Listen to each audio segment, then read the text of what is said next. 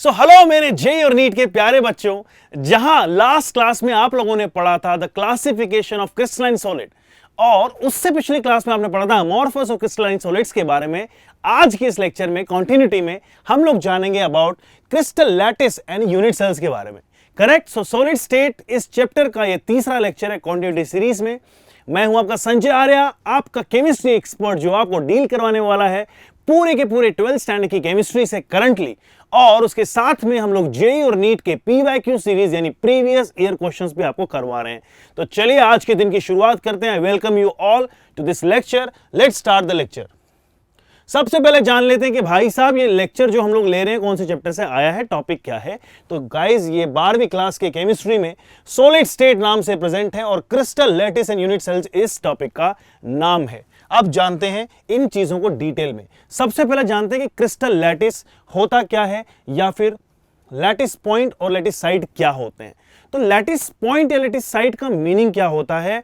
It is basically the position of any constituent particle of a crystalline solid. तो crystalline solid जो 3 dimension के अंदर बहुत ही अच्छे क्रिस्टलाइन फॉर्म में एग्जिस्ट करते हैं, एक सिस्टमेटिक टाइप की उनके अंदर पैकिंग होती है। तो उस पैकिंग में कोई भी पार्टिकल किस पोजीशन पे प्रेजेंट है ये डिनोट करता है लैटिस पॉइंट या लैटिस साइट।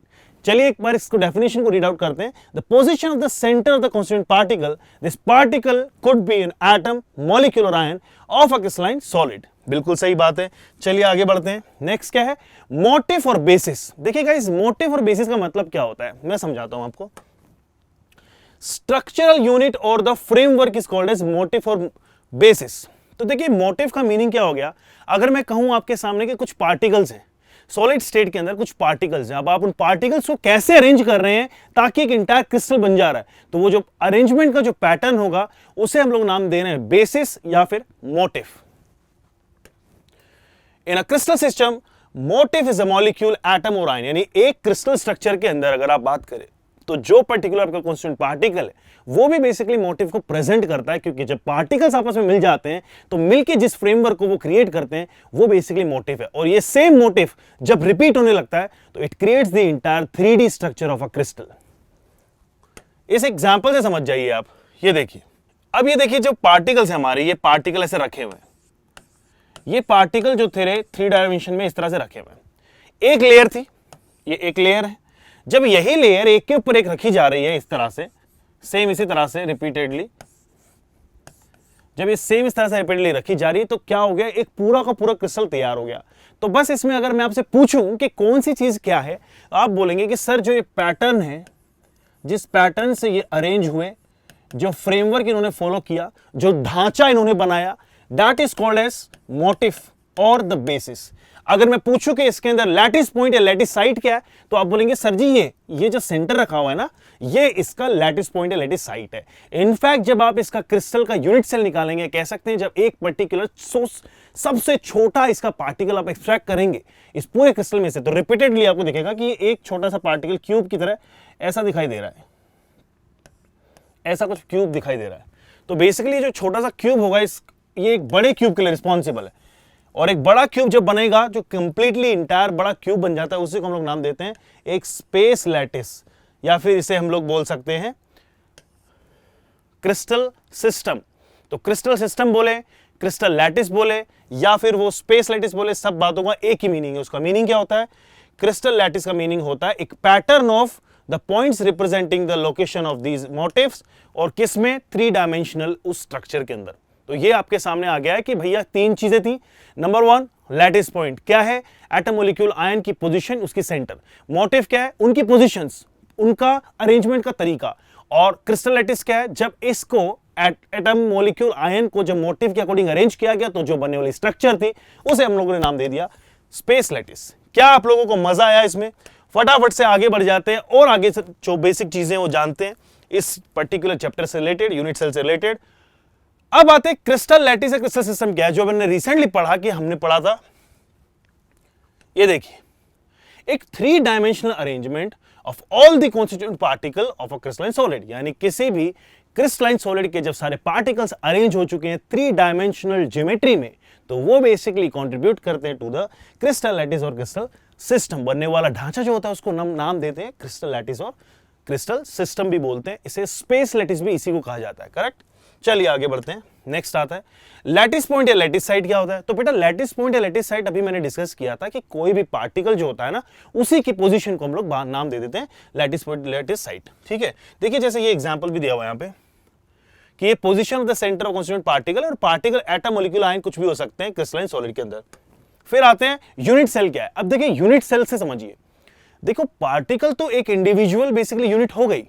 किसी भी सब्सटेंस के अंदर, किसी भी सॉलिड स्टेट के अंदर अगर पार्टिकल हैं तो वो एक पार्टिकल रिप्रेजेंट कर रहे हैं लैटिस पॉइंट या लैटिस साइट को। लेकिन अगर मैं बोलूं कि एक पैटर्न को रिपीटेडली देखा जाए तो वो पैटर्न जब आप देखेंगे रिपीटेडली तो आपको पता चलेगा यूनिट सेल एक सबसे छोटा ऐसा यूनिट है, एक इस तरह का सबसे स्मॉलेस्ट यूनिट है जिसे जब रिपीट किया गया ओवर एंड अगेन, फ्रंट में, बैक में, up and down, left and right, 3 dimension में जब रिपीट किया तो बन के तैयार हो गया पूरा क्रिस्टल सिस्टम।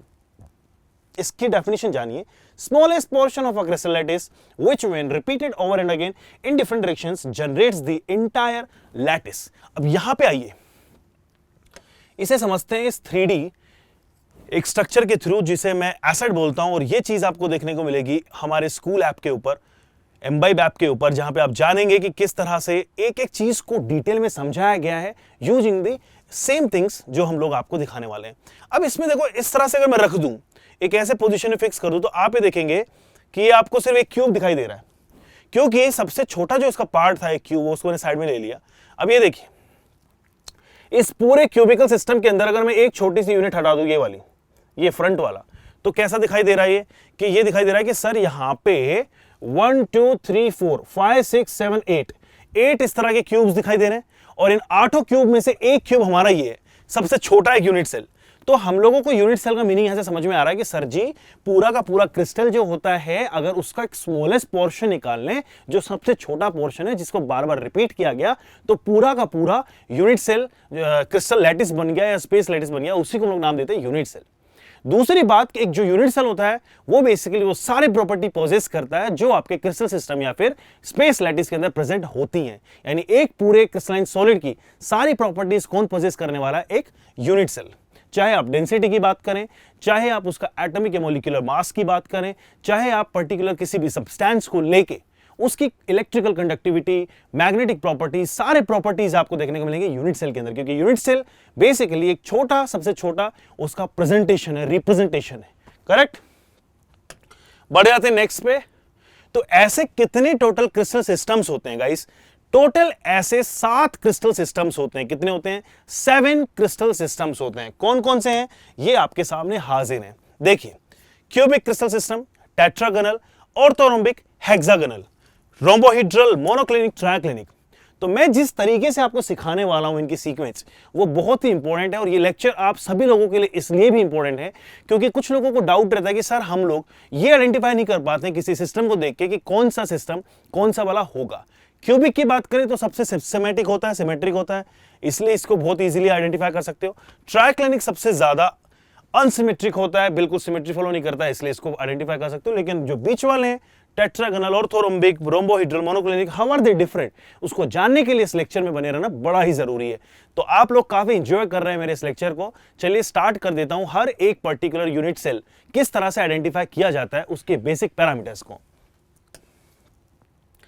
तो जो 7 तरह के सिस्टम्स मिले थे आपको, वो 7 तरह के सिस्टम्स किस तरह से वेरी करते हैं और वेरी करने की वजह से कितने पोजीशन पॉसिबिलिटीज बनती हैं, वो टोटल पोजीशन पॉसिबिलिटीज होती हैं 14 तरह के डिफरेंट ओरिएंटेशंस आते हैं, और इन ओरिएंटेशंस को कलेक्टिवली नाम दिया गया है ब्रावाइस लैटिस, क्योंकि उन्होंने ये बेसिकली फाइंड आउट किया था। तो ब्रावाइस लैटिस जो बेसिकली ब्रावाइस साइंटिस्ट उनके नाम पे दिया गया है, ये सारे आपके ब्रावाइस लैटिस होते हैं। जो मैंने लास्ट में दिखाया आपको वो 7 सिस्टम्स थे, उन सिस्टम से क्या क्या आता है हमारे पास में वेरिएशन से। क्यूबिक है, तो क्यूबिक के अंदर एक सिंपल यूनिट सेल होगा, एक फेस सेंटर होगा, एक बॉडी सेंटर होगा, तो 3 वेरिएशन इसके हो गए।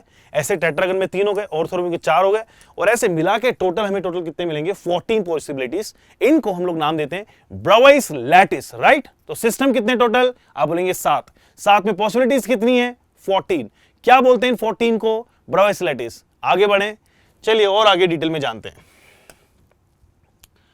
तो किसी यूनिट सेल को अगर आपके सामने मैं एक यूनिट सेल रख दूं, तो कौन से पैरामीटर्स को देख के आप डिसाइड कर पाएंगे कि ये कौन सा टाइप का यूनिट सेल है। अभी जैसे मान के चलिए मैं आपको 2 यूनिट सेल देता हूं और आपसे पूछता हूं कि ए और बी यूनिट सेल में डिफरेंस क्या है, तो इसका डिफरेंस आप कैसे निकाल पाएंगे, उनके कुछ पैरामीटर्स की वजह से। और वो पैरामीटर्स कौन से, ये देखिए। वो पैरामीटर जो होते हैं वो गाइस 2 तरह के पैरामीटर होते हैं। एक तो ये है आपके, देखिए अगर मान लीजिए ये आपका कोई पर्टिकुलरली इस तरह से मैं जस्ट ड्रॉ करके दिखा रहा हूं आपको, ये 0,0,0 मेरा एक ओरिजिन मान लीजिए, तो कोई भी पर्टिकुलर जो स्ट्रक्चर होगी जो 3 डायमेंशनल है, वो जाहिर सी बात है कि वो इस पर्टिकुलर कार्टेशियन कोऑर्डिनेट्स को फॉलो करेगी।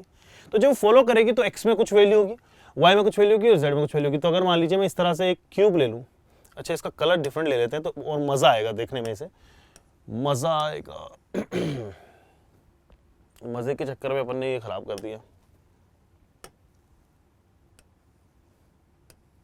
तो अगर मैं मान लीजिए एक इस तरह का क्यूब बना देता हूं, दिखाई दे रहा है आप सब लोगों को क्यूब,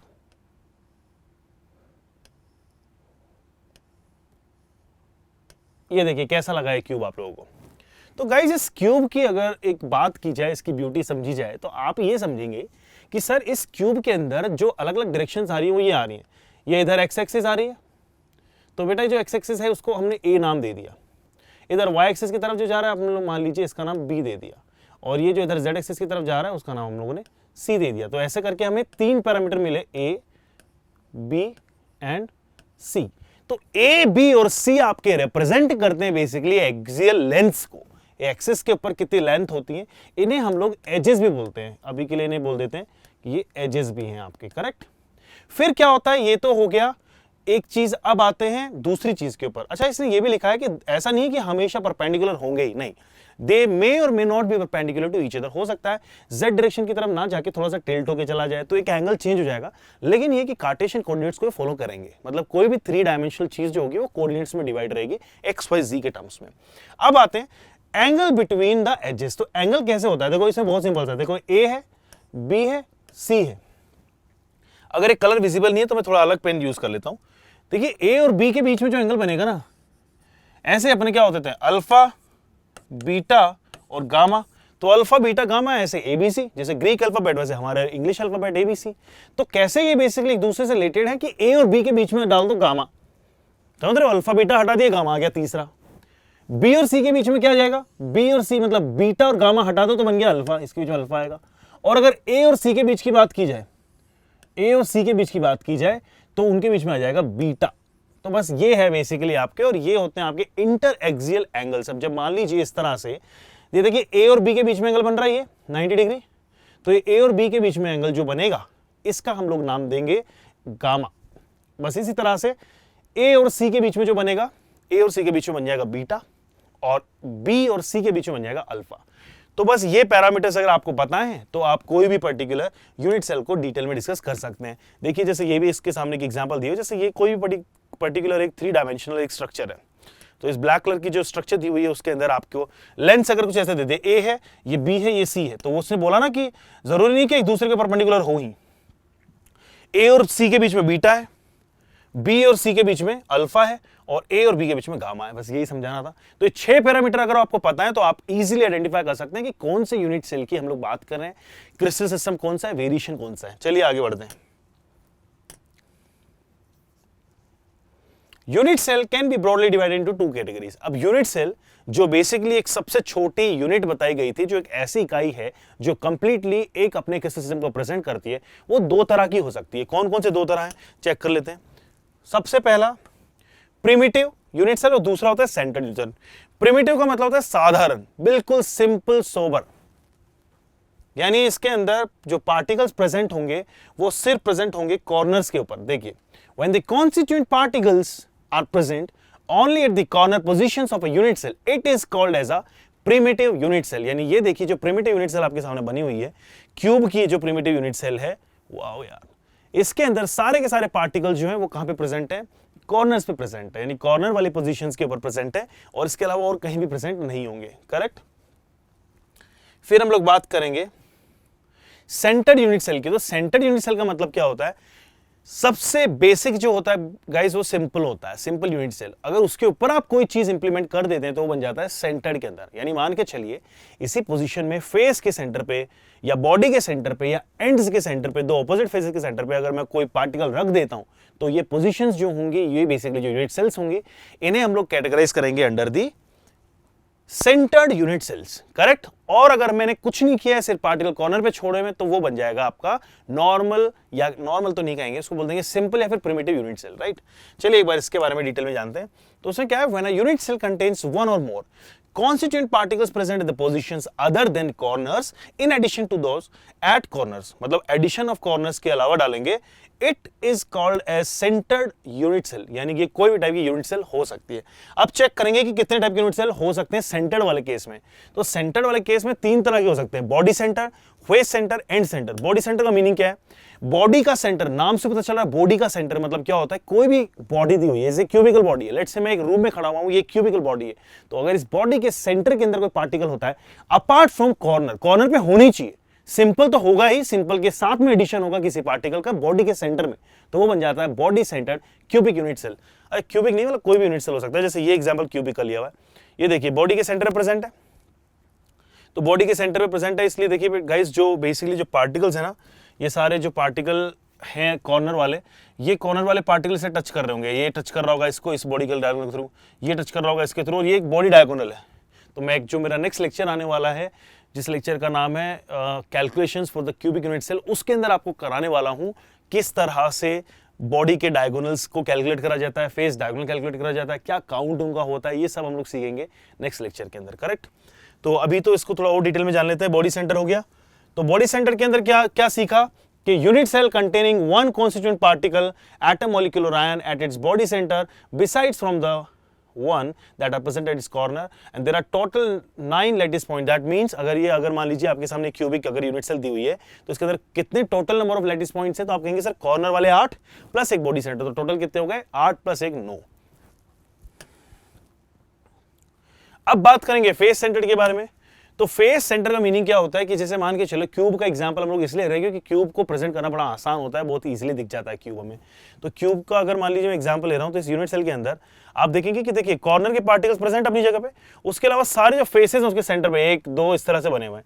तो यहाँ पे जो पार्टिकल्स बेसिकली एक दूसरे के टच में होते हैं ना, कॉन्टैक्ट में होते हैं, ये तो पार्टिकल एक दूसरे के टच में नहीं होने वाले क्योंकि सेंटर वाला पार्टिकल टच होंगे, बट इस तरह से ये देखिए फेस के डायगोनल के थ्रू ये आपस में एक दूसरे को टच करते हैं। तो यानी आप ये बोल सकते हैं, हम लोग इनकी प्रॉपर्टीज जानते हैं। इसने कहा है कि अगर यूनिट सेल के अंदर पार्टिकल जो है वो फेस के सेंटर्स पे भी प्रेजेंट हो beside that one which are present at the corner, तो हम लोग बोलेंगे फेस सेंटर्ड। अब जैसे एक चीज बताइए, इस क्यूब की मैं बात करूं, कितने लैटिस पॉइंट हमारे सिंपल क्यूबिक में थे 8, और कितने फेस के सेंटर पे, देख लो यार फेस कितने 1 2 3 4 5 6, यानी 6 फेसेस है, 6 सेंटर्स हो गए। तो आपके 6 पार्टिकल ये 8 वो तो टोटल 14 हो गए। 14 का कंट्रीब्यूशन इंडिविजुअली अलग अलग होता है, वो हम लोग सीखेंगे नेक्स्ट क्लास के अंदर, लेकिन अभी सिर्फ जानेंगे कि टोटल कितने पॉइंट्स होते हैं। अब लास्ट की बात कर लेते हैं, the last one is and centre. तो देखिए जैसे फेस सेंटर था ना, वैसा ही कुछ एंड सेंटर भी है, लेकिन इस बार जो पार्टिकल होगा ना वो सारे फेस के सेंटर पे नहीं है, वो इस तरह से होगा कि एक डायरेक्शन से घुस रहा है तो दूसरी डायरेक्शन से आउट हो जाए, उस तरह से पार्टिकल प्रेजेंट होंगे। जैसे देखिए अप एंड डाउन, अगर यहां पे है एक तो दूसरा यहां पर है, अप एंड डाउन हो गया, ठीक है। ऐसे ही लेफ्ट एंड राइट हो सकता है या फिर फ्रंट एंड बैक हो सकता है, और यहां पे अप एंड डाउन था। तो इस तरह से जैसे प्लस एक्स माइनस एक्स हो गया, प्लस वाई माइनस वाई हो गया, और प्लस जेड माइनस जेड हो गया। तो इस तरह से पार्टिकल जो रहेंगे वो कहां रहेंगे, दो ऑपोजिट फेसेस के सेंटर के बीच में प्रेजेंट रहेंगे, और कॉर्नर तो होगा ही होगा, तभी तो जाके ये बना है सेंटर्ड, यानी overall it is called as end centred unit cell. इसे बेस सेंटर्ड यूनिट सेल भी बोलते हैं वैसे, तो इसके बारे में भी जानेंगे थोड़ा। टोटल अगर लैटिसेस की बात की जाए तो देखिए 8 तो कॉर्नर्स थे, और 2 पार्टिकल जो होते हैं वो ऑपोजिटली सेंटर्ड फेसेस के होंगे फेस सेंटर्स में, तो 2 + 8 टोटल 10 पार्टिकल्स मिलके ये एक हम लोगों को ऐसा टाइप का यूनिट सेल मिला, राइट। चलिए अब आगे बढ़ जाते हैं। अब जानते हैं कि टोटल जो हमारे सामने क्रिस्टल सिस्टम्स हम लोगों ने पढ़े थे 7 तरह के, उन 7 तरह के क्रिस्टल सिस्टम को कैसे डिफाइन किया गया है, कैसे उनको एक दूसरे से डिस्ट्रीब्यूट किया गया है, डिफरेंशिएट किया गया है, कैसे उनके यूनिट सेल्स के अंदर वेरिएशंस दिखाए गए हैं, उसको जान लेते हैं यहां पे। तो नंबर 1 आपके सामने आता है, पहला है क्यूबिकल। क्यूबिकल जो होता है इसे हम लोग मोस्ट सिमेट्रिक क्रिस्टल सिस्टम भी बोलते हैं, और उसका कारण है क्योंकि इसके अंदर सारे के सारे लेंथ जो होते हैं इक्वल होते हैं, ABC इक्वल है। उसके अलावा इसके अंदर जो एंगल्स होंगे वो सारे के सारे एंगल्स मिलेंगे आपको 90 डिग्री के। देखो ना यार, अच्छा ये जो इसमें वेरिएशन दिखाए गए 3 तरह के होते हैं। देखो ये है, ये कौन कौन सा हो गया, सिंपल क्यूबिक हो गया, ये आपका बॉडी सेंटर्ड क्यूबिक हो गया, और ये वाला आपका फेस सेंटर्ड क्यूबिक हो गया। ठीक है, फेस सेंटर्ड क्यूबिक। तो इसलिए हम लोग रिप्रेजेंट भी इसको ऐसे करते हैं, SC तो नहीं बोलते हैं, SC भी बोल देते हैं, फिर प्रिमिटिव बोल देते हैं, लेकिन इसको BCC बोलते हैं। BCC में body centered cubic unit cell, और ये बन जाता है FCC यानी face centered cubic unit cell, जिसके बारे में और डिटेल में हम लोग आने वाले लेक्चर्स में सीखेंगे क्योंकि बड़े ही इंपॉर्टेंट है। तो इसमें आप देखेंगे कि सारे तो साइड्स इक्वल है ABC के, क्यूब के होते हैं ना यार, क्यूब के अंदर सारे साइड इक्वल होते हैं हमेशा। और दूसरी बात कि क्यूब के अंदर सारे के सारे एंगल जो इंटरनल होंगे वो 90 डिग्री होंगे। और इसके एग्जाम्पल होते हैं जैसे NaCl की पैकिंग हो गई, गोल्ड पैकिंग हो गई, या कॉपर हो गया, या जिंक ब्लेंड जो हो गया, जिंक ब्लेंड जो होता है ZNS होता है हमारा, तो वो भी इस तरह से दिखाई देगा। लेकिन एक और चीज मैं सिखाना चाह रहा था कि क्या आप लोग वंडर कर रहे हो, क्या आप लोग ये गेस कर सकते हो कि why is not there any base centred और end centred unit cell in the cubical system? कौन मुझे इसको आंसर दे पाएगा, गेस करके बताएगा? मुझे आंसर कमेंट सेक्शन में चाहिए। जिस भी लोगों ने इसके ऊपर दिमाग लगाया है, इसका मतलब आप एक्स्ट्रा ऑर्डिनरी हैं, आप बहुत अच्छा सोच रहे हैं, लेकिन इसका आंसर मुझे चाहिए कि किसी भी क्यूबिक यूनिट सिस्टम में simple cubic, body centered cubic, face centered cubic exist कर रहे हैं, लेकिन एंड सेंटर क्यों नहीं कर सकता है? प्लीज मुझे इसका रीजन बताइए, मैं आप लोगों को थोड़ा टाइम अलाउ करता हूं। तो ये गाइस, इस चीज को थोड़ा डिटेल में समझने की कोशिश करें। ये आपके सामने एक सिस्टम बना हुआ है। जब ये एंड सेंटर होगा तो क्या होगा कि अगर मान लीजिए सिर्फ ये सिंपल क्यूब होता, तो सिंपल क्यूब के अंदर जो पार्टिकल्स होते हैं एक फेस के, वो कुछ इस तरह से दिखाई देंगे आपको एक व्यू से। उसके पीछे भी कुछ 8 पार्टिकल इस तरह से होंगे, कुछ ऐसा करके मान लीजिए ऐसा दिखाई दे रहा है, इस तरह से ये यूनिट सेल दिखाई देगा। तो आप कह सकते हैं कि सर जो कॉर्नर के पार्टिकल आपस में एक दूसरे को टच कर रहे हैं, जो कॉर्नर के पार्टिकल टच करेंगे तो एक तरीके से ये आपकी एज लेंथ हो जाएगी A, और सेम एज लेंथ आपको हर तरफ दिखाई देगी। यहाँ पे देख लो, यहाँ पे देख लो, चाहे इस तरफ देख लो, सब आइडेंटिकल है। लेकिन अगर यही चीज मैं कंपेयर करूं in terms of this unit cell जो कि हमारे सामने दिया हुआ है एंड सेंटर या फिर बेस सेंटर, तो आप कैलकुलेट करके देखो, ये दो पार्टिकल एक दूसरे को टच कर रहे होंगे। जब ये दो पार्टिकल एक दूसरे को टच कर रहे होंगे तो मैंने मान लिया कि ये लेंथ A है, लेकिन क्या ये दोनों पार्टिकल एक दूसरे को टच कर रहे होंगे? मेरा क्वेश्चन है आप लोगों के लिए कि क्या ये दोनों पार्टिकल एक दूसरे को टच कर रहे होंगे? तो द आंसर इज नो। और रीजन क्या है? ये बीच में रखा हुआ पार्टिकल जो फेस के सेंटर पे पार्टिकल है, it will not allow these two corner particles to touch each other. और अगर ये दोनों एक दूसरे को टच नहीं करेंगे तो ये एज लेंथ जो A थी ये A से कुछ ज्यादा आ जाएगी, लेट्स से B है। तो जब B A से ज्यादा हो गया तो क्या मैं इस बॉडी को, क्या मैं इस पूरे सिस्टम को क्यूब बोल पाऊंगा? क्योंकि क्यूब बेसिकली पॉपुलर है अपनी सिमेट्री के लिए, सारे के सारे साइड्स इक्वल होने चाहिए, सारे एंगल 90 होने चाहिए, और वो चीज यहां पे प्रूव नहीं हो पा रही है। इसलिए हम लोग बोल सकते हैं कि किसी भी क्यूबिक लैटिस सेल में 2 ही या 3 तरह की ही पॉसिबिलिटीज हैं। एक है हमारा सिंपल क्यूबिक, दूसरा था हमारे सामने बॉडी सेंटर्ड क्यूबिक, और तीसरा फेस सेंटर्ड क्यूबिक। तो सही लिखा आप लोगों ने, बहुत से लोगों ने सही मुझे आंसर्स दिए हैं इसके बारे में। चलिए आगे बढ़ जाते हैं नेक्स्ट सिस्टम के बारे में, जो कि है हमारा टेट्रागोनल क्रिस्टल सिस्टम। तो टेट्रागन के अंदर क्या प्रॉपर्टीज होते हैं? टेट्रागन के अंदर आप देखेंगे कि जो साइड्स होंगी आपके, जहां पे A = B = C थी क्यूबिक में, वहां पे एक साइड आपकी अनइक्वल हो जाएगी। यानी यहां पे बोलेंगे A = B तो है, but it is not equal to C। लेकिन सारे के सारे एंगल्स आपको मिलेंगे 90 डिग्री, यानी alpha = beta = gamma are 90 degree. इनके एग्जाम्पल्स आएंगे जैसे व्हाइट टिन, SnO2, TiO2 और कैल्शियम सल्फेट। देखिए एग्जाम्पल जो होगा वो कभी भी आप नाम से गेस नहीं कर पाएंगे, मतलब बहुत ही रेयर ऐसा होगा। जैसे मान लीजिए ऑर्थोरोम्बिक है, तो एक रोम्बिक सल्फर एक एग्जाम्पल हो गया, तो मैच कर रहे हैं। लेकिन बाकी के एग्जाम्पल आपको लर्न ही करने पड़ेंगे। लेकिन एक बार जब आप इनको गो थ्रू करेंगे, जिस सीक्वेंस में मैं पढ़ा रहा हूं, तो आपको सारे एग्जाम्पल लर्न हो जाएंगे। जैसे मोनोक्लिनिक सल्फर है, तो मोनोक्लिनिक एक यूनिट सेल का नाम है और मोनोक्लिनिक सल्फर का भी नाम है, और वो नाम डिराइव किया गया था उसकी पैकिंग की वजह से या फिर उसके क्रिस्टल की वजह से, तो वो बड़ा अंडरस्टूड था। यहां पे थोड़ा डिफिकल्ट लग रहा है। जैसे टेट्रागोनल में अगर मैं व्हाइट टिन डाल रहा हूं एग्जाम्पल, तो मैं कनेक्ट नहीं कर पा रहा, बट हम लोगों को इसको लर्न करना पड़ेगा। सो बहुत ही क्लियरली यहां पे 2 चीजें होती हैं, 2 टाइप की वेरिएशन से शो करेगा।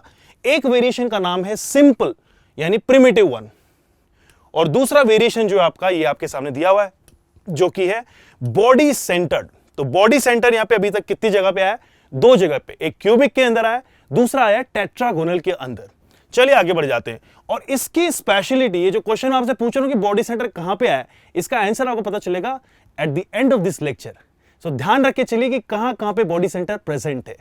Coming to the next one, next crystal system का नाम है ऑर्थोरोम्बिक। सो ऑर्थोरोम्बिक बेसिकली क्या एग्जिबिट करता है, इसके अंदर सारे के सारे जो साइड्स होते हैं वो अनइक्वल होते हैं। यानी पहले हम लोगों ने पढ़ा क्यूब, सारे side equal, A equals to B equals to C. Tetragon में क्या हुआ, ए इक्वल्स टू बी था but not equals to C था। ऑर्थोरोम्बिक के अंदर A is not equals to B is not equals to C, मतलब तीनों ही एक दूसरे से डिफरेंट है। बात करें अगर एंगल्स की, तो एंगल अभी तक सेम चलते आ रहे हैं। तीसरा वाला हमारा क्रिस्टल सिस्टम है, इसके अंदर भी सारे angle alpha equals to beta equals to gamma equals to मिलेंगे 90 डिग्री। और इसी स्ट्रक्चर की वजह से, इस ब्यूटी की वजह से कि इसके सारे साइड अनइक्वल हो सकते हैं, orthorhombic is the only one which exist in all type of variations. जैसे सिंपल भी होगा या प्रिमिटिव भी होगा, बॉडी सेंटर भी होगा, फेस सेंटर भी होगा और एंड सेंटर या बेस सेंटर भी होगा। इसलिए टोटल टाइप ऑफ वेरिएशंस इसके अंदर एग्जिस्ट कितने करते हैं, 4। अब बात करते हैं इसके एग्जाम्पल की। ऑर्थोरोम्बिक, तो रोम्बिक शब्द आ रहा है यहां पे, तो आप यहां से डिसाइड कर सकते हैं कि जो रोम्बिक सल्फर है that is one of the example. उसके अलावा जैसे पोटेशियम नाइट्रेट है, बेरियम सल्फेट है, this comes under the example of orthorhombic unit cells. चलिए नेक्स्ट जानते हैं अब क्या आएगा। नेक्स्ट वन है hexagonal and this is one of my favourite, क्योंकि इसके ऊपर जेईई एडवांस में क्वेश्चन पूछा गया था on the derivation of its packing efficiency. इसके वॉल्यूम को डिराइव किया गया था, इसकी हाइट फाइंड आउट की गई थी, तो इसीलिए ये एचसीपी वाला मुझे तो बड़ा ही पसंद है। करेक्ट, हम लोग जानते हैं इसके बारे में बहुत ही डिटेल में मेरे एक लेक्चर में, जहां पे मैं पूरा एचसीपी सिस्टम यानी हेक्सागोनल क्लोज पैकिंग सिस्टम आपको समझाऊंगा। पर तब तक के लिए पहले जानते हैं सारे के सारे क्रिस्टल सिस्टम्स के बारे में, जहां पे हम लोग आ चुके हैं 4th क्रिस्टल सिस्टम में। इसके अंदर इसकी ब्यूटी क्या है कि एक हेक्सागन जैसा दिखाई दे रहा है और इस हेक्सागन के अंदर आपको पता ही होता है 2 साइड से दिखाई दे रही है। इन दोनों साइड्स को एक बार ऑब्जर्व करते हैं। चलिए तो कौन से 2 साइड्स हैं, ध्यान से देखिए। एक तो हमारे सामने ये हो गया ए, करेक्ट, और दूसरा साइड जो हो गया यहां पे मान लीजिए बी। तो ये जो हेक्सागन बना हुआ है गाइस, ये बिल्कुल रेगुलर हेक्सागन होता है। हेक्सागोनल जो बेस है इसका वो रेगुलर हेक्सागन होता है, और रेगुलर हेक्सागन का मीनिंग हो गया कि सारे साइड्स होते हैं इक्वल। तो जब सारे साइड्स इक्वल हो जाएंगे तो आप कह सकते हैं कि सर यहां पे ए इक्वल्स टू बी रहने वाला है, करेक्ट। लेकिन इस पर्टिकुलर यूनिट सेल के अंदर जब आप इसको डिटेल में जानेंगे तो आपको पता चलेगा कि ये जो 2 सिमिलर लेयर दिखाई दे रही है, जैसे यहां पे पैकिंग सेम है, यहां पे पैकिंग सेम है, तो अगर ये पैकिंग ए है और ये पैकिंग भी ए है, तो there is one more type of layer which is present inside it, जिसे हम लोग बोलते हैं बी लेयर। यहां पे बीच में कौन सी लेयर प्रेजेंट होगी, बी। और वो बी लेयर की प्रेजेंस की वजह से ये जो डिस्टेंस होगी आपस में, जो ऊपर की तरफ जो डिस्टेंस जा रही है वो सेम नहीं रह जाती है बल्कि चेंज हो जाती है। इस लेंथ को हम लोग बोल देते हैं सी। तो गाइज इसकी स्पेशलिटी क्या हो जाएगा, इसके बेसिकली स्पेसिफिकेशंस हो जाएंगे कि A is equals to B but it is not equals to C। ये देखिए, करेक्ट है, इजी है, अभी तक सब चीज समझ में आ रही है। अब बात करते हैं एंगल्स की, तो एंगल बड़ी इजीली आप प्रेडिक्ट कर सकते हो। एक रेगुलर हेक्सागन के अंदर 2 साइड्स के बीच में एंगल कितना होता है, 120 डिग्री, करेक्ट। ये देखिए, अरे भाई ये हेक्सागन देखिए, इस हेक्सागन के अंदर अगर मैं इस तरह से 6 ट्राइंगल कट कर दूं इक्वल, एकदम बिल्कुल इक्वल ट्राइंगल्स होंगे, ये एकदम आइडेंटिकल ट्राइंगल्स हैं ये, तो एक ट्राइंगल के अंदर यहां पे एंगल कितना आएगा, 60 डिग्री, ये भी 60 डिग्री है और ये भी 60 डिग्री है, तो दोनों 60 डिग्री एंगल मिलके कितने बन जाएंगे, 120 डिग्री। तो 2 साइड जो हैं आपकी वो है ए और बी, तो ए और बी के बीच में जो आपका एंगल बनेगा वो होगा 120 डिग्री। क्या आप बता सकते हो कि ए और बीच के बीच में जो एंगल बनता था उसका नेम क्या था, अल्फा, बीटा या गामा? कमेंट करके बताओ मुझे क्या नाम आएगा इसका। मैंने अभी सिखाया आपको, 2 मिनट पहले सिखाया मैंने कि ए और बीच के बीच में जो एंगल बनता है वो अल्फा बीटा को अवॉइड करके बनेगा गामा, करेक्ट। तो गामा यहां पे होगा 120 और बाकी के जो एंगल्स रहेंगे, बाकी जो हाइट होगी हमारी, वो हाइट हमेशा बेस से जो एंगल बना रही है वो है 90 डिग्री, इसलिए अल्फा और बीटा मिलेंगे 90 degree. So coming to the example, इसमें आते हैं quartz, dolomite, cadmium sulphide that is CdS, zinc oxide ZnO and graphite. तो ग्रेफाइट जो एग्जांपल है कार्बन का एक एलोट्रोप है, वो HCP स्ट्रक्चर के अंदर एग्जिस्ट करता है। और आगे चल के मैं सिखाऊंगा आपको, जब हम लोग पढ़ रहे होंगे कि टाइप ऑफ यूनिट सेल्स या बोल सकते हैं कि किस तरह की पैकिंग एग्जिस्ट करते हैं सारे कंपाउंड्स, तब वहां पे आप सीखेंगे कि डायमंड जो होता है वो एग्जिस्ट करता है CCP के अंदर यानी FCC स्ट्रक्चर के अंदर, और जो हमारा ये होगा HCP में एग्जिस्ट करता है जो है ग्रेफाइट। चलिए coming to the next one, अब आ जाते हैं हम लोग इसके लिए, इसका नाम है ट्रायगोनल या फिर रोम्बोहीड्रल। ये आज के दिन का पांचवा हम लोग बेसिकली वेरिएशन लेके आए हैं जिसका नाम है रोम्बोहीड्रल या फिर ट्रायगोनल। तो इसकी स्पेशलिटी क्या है कि इसके अंदर सिर्फ एक ही वेरिएशन है जिसे हम लोग प्रिमिटिव बोलते हैं। इसके साइड्स भी देखिए बड़े ही इक्वल दिख रहे हैं लेकिन एंगल्स बड़े डिफरेंट दिख रहे हैं। तो ये कह सकते हैं आपके कुछ इस तरह का हो गया है जो हमारा काइट जैसी शेप जो होती है ना, जिसमें साइड सारे इक्वल हैं लेकिन एंगल जो है 90 नहीं है। करेक्ट। तो ये देखिए इसमें अल्फा बीटा गामा तीनों इक्वल हैं लेकिन 90 डिग्री नहीं है, यानी ये बस क्यूब का थोड़ा सा डिस्टर्ब्ड मॉडल है। क्यूब के अंदर क्या होता था, एबीसी इक्वल थे, अल्फा बीटा गामा इक्वल थे, लेकिन एंगल सारे थे 90 डिग्री। यहां पे क्या हो रहा है, एबीसी है इक्वल, अल्फा बीटा गामा भी है इक्वल, लेकिन क्या 90 है, नहीं, बस इतना सा डिफरेंस है। यानी ट्रायगोनल यानी जिसे हम लोग बोलते हैं रोम्बोहीड्रल, वो क्यूब से सिमिलर है बट एग्जैक्टली सेम नहीं है। Coming to the examples, example में आते हैं calcite that is calcium carbonate और cinnabar that is mercurous sulphate, sulphide actually, HgS is the example. Okay, चलिए आगे बढ़ते हैं। इसके बारे में काफी मजा आया इसको जाना हम लोगों ने। और अब आ जा रहे हैं इस दिन के छठवें बेसिकली हमारे सिस्टम के ऊपर, सिक्स्थ सिस्टम के ऊपर, जिसका नाम है मोनोक्लिनिक। और इसको भी आप लोग थोड़ा डिटेल में जानिएगा क्योंकि पिछले प्रीवियस ईयर से अब तक करीब 2 से 3 बार ऐसे क्वेश्चंस आ चुके हैं directly on the monoclinic unit cell, इसलिए थोड़ा डिटेल में पढ़ लीजिए इसको। At the end of this lesson मैं आपको सिखाने वाला हूं कुछ क्वेश्चंस प्रीवियस ईयर के, जहां पे आप पाएंगे कि इसका क्या इंपॉर्टेंस है। तब तक के लिए देखिए इधर कि इसमें 2 टाइप के वेरिएशंस बेसिकली एग्जिस्ट करते हैं, one is primitive, another one is and centre. तो गाइस एंड सेंटर मैं बोल रहा हूं, बॉडी सेंटर नहीं बोल रहा हूं। एंड सेंटर के अंदर क्या होता था, एक तरफ से निकलेंगे दूसरी तरफ से एग्जिट लेंगे, यानी 2 ऑपोजिटली एग्जिस्टिंग फेस के सेंटर पे पार्टिकल प्रेजेंट रहेगा अपार्ट फ्रॉम द कॉर्नर्स। तो यहां पे इसके अंदर देखेंगे आप कि साइड्स सारे ही अनइक्वल होते हैं, A is not equals to B isn't equals to C।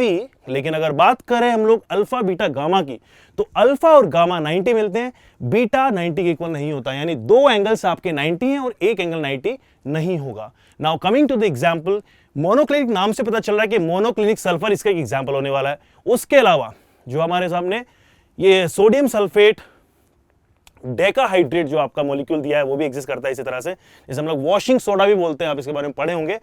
फिर आते हैं बोरेक्स और जिप्सम, ये सब एग्जिस्ट करते हैं मोनोक्लिनिक स्ट्रक्चर की फॉर्म में। अब आ जाते हैं लास्ट और 7th वन हमारा क्रिस्टल सिस्टम जिसका नाम है ट्राइक्लिनिक। तो यहां पे सबसे इजी फाइंड आउट करने वाले 2 ही क्रिस्टल सिस्टम होते हैं, एक तो क्यूबिक, दूसरा ट्राइक्लिनिक। ऐसा क्यों भाई, क्योंकि क्यूबिक जहां पे सबसे ज्यादा सिमेट्रिक होने का दावा करता है, वहीं पे ट्राइक्लिनिक मानता है कि मैं सबसे ज्यादा अनसिमेट्रिक हूं, मेरे अंदर कोई सिमेट्री नहीं है, मेरे ना साइड्स इक्वल मिलेंगे ना मेरे एंगल इक्वल मिलेंगे और 90 तो हो ही नहीं सकते। तो देखिए 2 सिस्टम बहुत ही इजीली हमें पता चल गया, एक क्यूबिक दूसरा ट्राइक्लिनिक, दोनों एक दूसरे के दुश्मन है, एक बहुत सिमेट्रिक दूसरा बहुत ही अनसिमेट्रिक। तो आप देखेंगे कि अल्फा बीटा गामा जो होंगे वो 90 के इक्वल नहीं है और अनइक्वल है आपस में। इसके एग्जाम्पल में आते हैं, जैसे पोटेशियम डाइक्रोमेट हो गया, कॉपर सल्फेट के क्रिस्टल्स हो गए, और इसके अलावा हमारे पास में H3BO3 जो है आपका बोरिक एसिड इसको हम लोग बोलते हैं, और फेल्ड्स्पार, जो फेल्ड्स्पार बेसिकली टाइप ऑफ क्रिस्टल होता है जो कि एग्जिस्ट करता है रॉक और मिनरल की फॉर्म में। तो ये सारे इसके एग्जांपल्स होते हैं। चलिए आपको लोग मजा आया होगा क्योंकि अब तक जितने भी हम लोगों ने क्रिस्टल सिस्टम पढ़े उसके अंदर टोटल नंबर ऑफ वेरिएशन जो हम लोगों ने पढ़े हैं उन सबको मिला दें अगर एक बार में, तो ऐसे 14 सिस्टम्स हम लोगों को मिले, 14 वेरिएशंस हम लोगों को मिले, और इन्हीं को कलेक्टिवली बोला गया है ब्राउइस लैटिस। करेक्ट। चलिए आ जाते हैं नेक्स्ट स्लाइड में जो कि प्रेजेंट कर रहा है हमारे इस दिन का पहला question. The question is most symmetric and unsymmetric crystal systems are respectively. तो आप लोगों ने जाना था, अभी मैंने जस्ट मेंशन किया 2 मिनट्स पहले, कि सबसे ज्यादा सिमेट्रिक वो होगा जिसके सारे साइड्स इक्वल, जिसके सारे एंगल्स इक्वल, और वो भी कितने 90 डिग्री के। और सबसे ज्यादा अनसिमेट्रिक वो होगा जिनके सारे साइड्स बेकार है, आपस में अनइक्वल है, सारे के सारे एंगल अनइक्वल है और 90 डिग्री भी नहीं है। तो फटाफट से बताइए मुझे, हिंट भी दी हुई है आप लोगों के लिए, हिंट चेक कर लेते हैं। हिंट कह रहा है रिकॉल ऑल 7 क्रिस्टल सिस्टम। अब हिंट से मुझे लग तो नहीं रहा कि कोई बहुत ज्यादा मजा आया है हम लोग, लेकिन आप लोग सोच सकते हैं क्योंकि अभी रिसेंटली मैंने कवर कराया, तो बिल्कुल सही गैस कर रहे हैं आप सभी लोग। मोस्ट ऑफ द आंसर मुझे बहुत ही करेक्ट मिल रहे हैं। आप लोग जानते हैं कि क्यूबिक सबसे ज्यादा सिमेट्रिक है और हाईली अनसिमेट्रिक होता था ट्राइक्लिनिक। तो सबसे इजी ऑप्शन आ गया अपना ऑप्शन नंबर सी। जैसे ही मैं सबमिट करता हूं, वाओ, इसमें कोई वाव की बात नहीं है, सारे कॉन्सेप्ट आपके क्लियर हैं, इसी वजह से आप सारे क्वेश्चंस इजीली कर पा रहे हैं। चलिए एक और क्वेश्चन सॉल्व करते हैं, बड़ा इजी क्वेश्चन था। Crystal system having all 3 centred unit cell is. अच्छा, इसने बोला हुआ है कि ऐसा कौन सा क्रिस्टल सिस्टम होता है जिसके अंदर सारे के सारे सेंटर्ड यूनिट सेल मिलते हैं। देखिए, प्रिमिटिव तो एग्जिस्ट करेगा ही करेगा, और सेंटर जो होते हैं 3 तरह के मैंने बताए थे, फेस सेंटर, बॉडी सेंटर और एंड सेंटर। तो ये सारे वेरिएशन किस में मिलेंगे? याद करो, मैंने आपको एक क्रिस्टल सिस्टम बताया था, वो 3rd पोजीशन पे आया था। उसमें मैंने बताया था कि जहां पे सारे साइड्स अनइक्वल हो और एंगल सारे इक्वल हो, 90 डिग्री इक्वल, उसके अंदर आपके पास में सारे वेरिएशंस पाए जाते हैं। और वो कौन है? It is none other than the orthorhombic. अच्छा, हिंट लेके देखते हैं। हिंट में लिखा रिकॉल ऑल 7 क्रिस्टल सिस्टम्स। तो काफी मजेदार हिंट है वैसे, लेकिन इसे आंसर तो नहीं पता लग पाया। The answer is orthorhombic. चलिए पिक कर लेते हैं ऑर्थोरोम्बिक और चेक करते हैं। And it's wow. So now coming to the JEE Main 2019 question. अभी तक 2 क्वेश्चन हम लोगों ने किए, वो प्रैक्टिस बेस्ड क्वेश्चन थे जो मैं आप लोगों के लेके आया था, ये चेक करने के लिए कि आप कितने स्मूथली इस क्लास में बने हुए हैं। और आई होप आपको समझ में आ रहा होगा। अब सॉल्व करते हैं JEE Main 2019 का एक क्वेश्चन जो कि 2 साल पहले पूछा गया है। द क्वेश्चन इज के which primitive unit cell has unequal edge length. मतलब एज लेंथ जो है वो अनइक्वल है, A is not equal to B is not equal to C। और एक्सियल एंगल जो होते हैं they are different from 90। That means कि एक्सियल एंगल भी आपस में अनइक्वल है और 90 से डिफर कर रहे हैं। ये तो कुछ वैसे ही गड़बड़ लग रही है, मोस्ट अनसिमेट्रिक टाइप की। क्या आप लोगों को मैंने अभी मेंशन किया थोड़ी देर पहले कि सबसे ज्यादा हाईली अनसिमेट्रिक कौन सा होता है? क्या कुछ वैसा ही दिखाई दे रहा है ये? यस। एक बार हिंट लेके देखते हैं।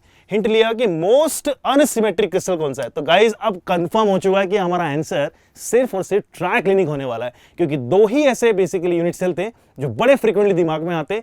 एक सबसे सिमेट्रिक क्यूबिक, दूसरा हाईली अनसिमेट्रिक ट्राइक्लिनिक। चलिए पिक कर लेते हैं ट्राइक्लिनिक और चेक करते हैं सही है कि नहीं। और खूल, वैसे खूल की कोई बात नहीं, क्योंकि सारे सिस्टम जो हो गए हम लोगों ने अभी पढ़े हुए। इसका मतलब ये हो गया कि हमें बहुत क्लैरिटी पहले से ही है। JEE के क्वेश्चन इतने आसानी से सॉल्व हो रहे हैं गाइस, यही ब्यूटी है इंटायर लेक्चर की। अब आते हैं 21 का क्वेश्चन करने के लिए। JEE Main 2021 का क्वेश्चन है the parameters of the unit cell of a substance are A equals to 2.5, B है 3 और C है 4। अच्छा, मतलब इसी क्वेश्चन को घुमा फिरा के पूछा जा रहा है। क्वेश्चन वही है कि कौन से टाइप के यूनिट सेल्स हैं, कौन से टाइप के क्रिस्टल सिस्टम है, लेकिन पूछा जा रहा है बड़े डिफरेंट तरीके से। देखिए, A दिया हुआ है 2.5, यानी A B के इक्वल तो नहीं है, और C दिया हुआ है आपका 4, यानी C भी अनइक्वल है। यानी पहले पैरामीटर जो होते थे 6 पैरामीटर यूनिट सेल के किसी भी सिस्टम को आइडेंटिफाई करने के लिए, उसके अंदर एक्सियल पैरामीटर्स तो अनइक्वल है, यानी क्यूबिक और इससे सिमिलर वाले जो होते थे टेट्रागोनल और ऑर्थोरोमिक्स, तो ये नहीं होने वाले हैं, या ऑर्थोरोमिक हो सकता है। एंगल से पता लग गया। और एंगल क्या दिए हुए हैं? अल्फा एंगल दिया हुआ है 90, बीटा 120 और गामा दिया हुआ है 90। तो क्या आप लोग थोड़ा सा दिमाग दौड़ाएंगे? मैंने आप लोगों से भी कहा था कि इससे पिछले सालों में JEE में बड़े इंपॉर्टेंट क्वेश्चंस पूछे गए हैं। ये कौन सा क्रिस्टल सिस्टम है? थोड़ा सा याद करने की कोशिश करो। चलिए हिंट लेके देखते हैं। यहां पे एक बार ये भी दिया हुआ है कि अल्फा और गामा इक्वल है 90 के, लेकिन बीटा जो है वो अनइक्वल है 90 से, यानी वो 120 डिग्री है। और ऐसा एक ही सिस्टम था, मुझे याद है। क्या आप लोगों को याद है? हिंट से देखते हैं। हिंट ने बोला है the crystal system is described bye vectors of unequal length. वाह, क्या महान बात कही है कि इस क्रिस्टल सिस्टम को डिस्क्राइब किया गया by the vectors of unequal length. यानी यहां से हम लोग थोड़ा और कंफ्यूज हो चुके हैं कि कितने हमारे पास में ऐसे क्रिस्टल सिस्टम हैं जिसके पास में अनइक्वल लेंथ होगी। तो यहां पे गाइस बहुत ही इजी क्वेश्चन है ये। द आंसर विल बी, और जितने भी मुझे आंसर मिले हैं ऑलमोस्ट सभी ने सही आंसर किया है। कुछ लोगों ने हेक्सागोनल भी लिखा है। हेक्सागोनल आंसर इसलिए नहीं होगा क्योंकि हेक्सागोनल के अंदर 2 लेंथ इक्वल होती थी, A इक्वल्स टू B। यहां पे A, B, C तीनों अनइक्वल है, और जो एंगल्स होंगे उसमें 290 डिग्री है। The only correct option is monoclinic. Pick कर लीजिए, इसको सबमिट कर लीजिए, and it is showing us या नीट 21। यानी JEE वालों बच्चों, थोड़े से नीट के क्वेश्चन भी कर लो, थोड़ा सा मेडिकल के क्वेश्चंस भी करके देखते हैं। तो मेरे नीट वाले सारे बच्चों फटाफट से आ जाओ इस क्वेश्चन के ऊपर। क्वेश्चन बोल रहा है कि the correct option for the number of body center unit cell in all 14 type of Bravais lattice will be what. यानी आपसे पूछा गया कि कितने क्रिस्टल सिस्टम ऐसे पाए जाते थे जिसके अंदर हम लोगों को बॉडी सेंटर वेरिएशन मिला। तो ऐसे 14 ऑल ओवर में कितने बॉडी सेंटर यूनिट सेल थे? गेस करो आप लोग। हिंट ले लेते हैं, आप लोगों के लिए हिंट हमेशा अवेलेबल है। कह रहा है कि there are total 2 face centred and 2 end centre structures are there. मैं हिंट को वापस से बंद कर देता हूं क्योंकि हिंट से हम लोगों को थोड़ा आइडिया तो लगा है लेकिन बहुत ज्यादा हेल्प नहीं मिल पा रही है। चलिए मैं आपको हिंट देने की कोशिश करता हूं। आप लोगों ने पढ़ा था क्यूबिक यूनिट सेल, तो क्यूबिक के अंदर आपने क्या पढ़ा था कि वहां पे एक बॉडी सेंटर एग्जिस्ट करता था। यस, इनफैक्ट मैंने स्टार्टिंग के जो 3 आपको क्रिस्टल सिस्टम कराए थे, क्यूबिक, टेट्रागोनल एंड ऑर्थोरोम्बिक, उन तीनों में हम लोगों को ये वेरिएशंस देखने को मिले थे। ऑर्थोरोम्बिक के अंदर तो सारे टाइप के सेंटर होते थे, इसका मतलब वहां तो एक बॉडी सेंटर होगा ही होगा। क्यूबिक के अंदर हमें पता है, तो ऐसा कौन सा सिस्टम रह गया है जहां पे प्रिमिटिव के अलावा बॉडी सेंटर होता था, and it is none other than our tetragonal. इसका मतलब टोटल मिला के 3 सिस्टम आपको ऐसे मिलेंगे जिसके अंदर बॉडी सेंटर प्रेजेंट होता है। फटाफट से पिक करिए बिना वेस्ट किए टाइम को, और जैसे मैं सबमिट करता हूं शोइंग मी वाओ।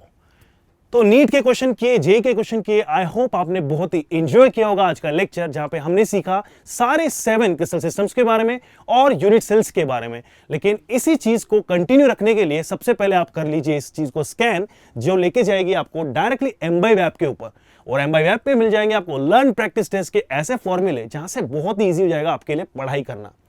अब आते हैं, बात करते हैं दूसरे स्कैनर की। तो ये लेके जाएगा आपको हमारे टेलीग्राम चैनल पे, जहां पे मैं आप लोगों को अपडेट रखने वाला हूं कि हमारा कौन सा लेक्चर कब आने वाला है, स्केड्यूल क्या होने वाला है, इंपॉर्टेंट क्वेश्चन क्विजेस कैसे होने वाली है। तो इसके लिए बने रहो टेलीग्राम चैनल पे, और ये जो चैनल जहां से लाइव अपडेट आप ले रहे हैं, इन्हें आज ही सब्सक्राइब कर लीजिए।